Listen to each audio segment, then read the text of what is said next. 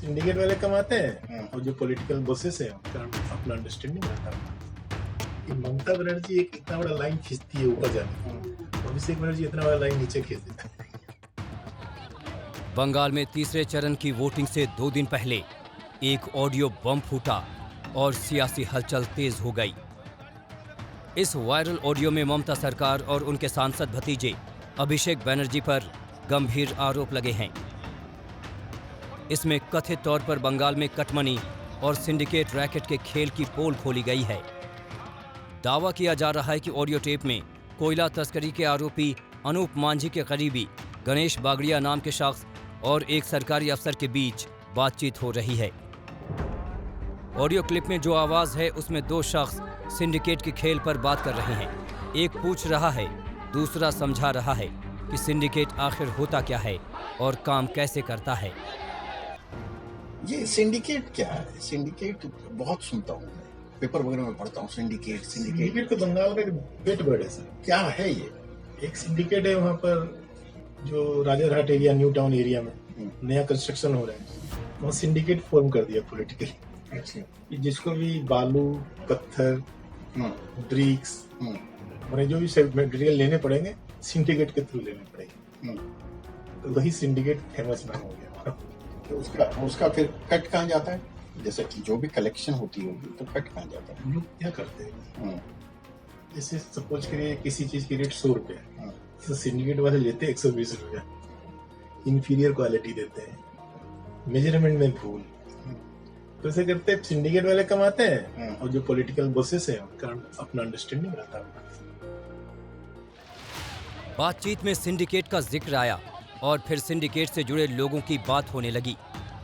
इसमें ममता बनर्जी के सांसद भतीजे अभिषेक बनर्जी का नाम सुना गया। आवाज में कटमनी के बंटवारे की बात है। ऑडियो टेप में अभिषेक बनर्जी तक हर महीने कटमनी पहुंचाने का दावा किया जा रहा है। कितना मोटा मोटी कितना वहां तक पहुंच जाता था? उस तक कितना पहुंच जाता था अभिषेक तक? 2 साल 2.5 साल 35 बिल्कुल लग रहा है उस तक पहुंच जाता था हर मंथ। बाकी जो जाता वो मिले में वो खा। यानी कि वहां तक डिलीवरी कम से कम 35 तक हो जाता। अशोक मिश्रा आपको उसके पास एग्जैक्ट फिगर वही देता था साहब के साथ लास्ट 2.5-3 साल से 3 साल से अशोक मिश्रा आएगी। 3-4 साल हो गए। इस आवाज में सांसद अभिषेक बनर्जी के बारे में कुछ और बातें रिकॉर्ड हुई हैं। आरोप ये कि ममता बनर्जी के नाक के नीचे अभिषेक मनमानी करते हैं। वो जो अभिषेक है वो क्रिमिनल माइंड का है क्या? कितना मर्डर देख रहे हैं तो उसी के हिसाब वो क्या था सर? किसने हिम्मत है सर? पब्लिक क्यों नहीं है इसके अगेंस्ट? देखिए क्या होता है ना, हमने सर को बताया कि ममता बनर्जी एक इतना बड़ा लाइन खींचती है ऊपर जाने का, अभिषेक बनर्जी इतना बड़ा लाइन नीचे खींच देता है। दावे के मुताबिक ऑडियो टेप में गणेश बागड़िया और कथित सरकारी अफसर अभिषेक बनर्जी पर विपक्ष के लोगों पर फर्जी मुकदमे कराने का आरोप भी लगा रहे हैं। इतने मुकदमे कि पुलिस भी त्रस्त हो गई। तो इनके पास इस तरह के मैन पावर है क्या? पॉलिटिकल पार्टी में क्या नहीं है सर, पुलिस नहीं आना चाहिए, वो लोग तो सब कुछ कर सकते हैं। और अगर कुछ ज्यादा करना होगा तो मेरा जो भी इस्टेब्लिशमेंट उसमें घर में या फिर गाने रखवा देंगे, जाली नोट रखवा देंगे,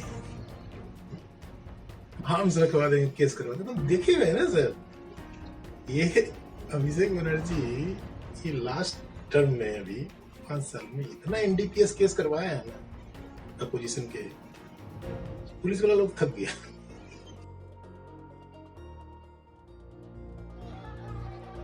बंगाल में चुनाव है और चुनावी गर्मी के बीच ऑडियो टेप का वायरल होना सियासी चिंगारी सुलगा गया। बीजेपी ने तुरंत मोर्चा संभाला और चिंगारी को हवा देने और सियासी माइलेज लेने में जुट गई। इन ऑडियो टेप के जो तथ्य हैं वो बड़े ही चिंताजनक हैं। वो दर्शाते हैं कि आज पश्चिम बंगाल में ममता बनर्जी की नाक के नीचे किस तरह से भ्रष्टाचार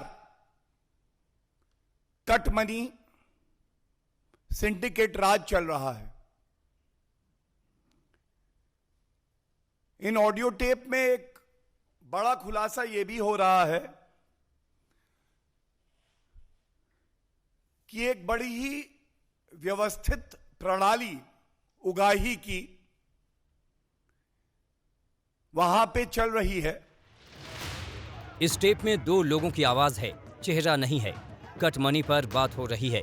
अभिषेक बनर्जी पर आरोप लगा रहे हैं, पर हम आपको बता दें कि आज तक इस ऑडियो टेप की पुष्टि नहीं करता है। आज तक ब्यूरो।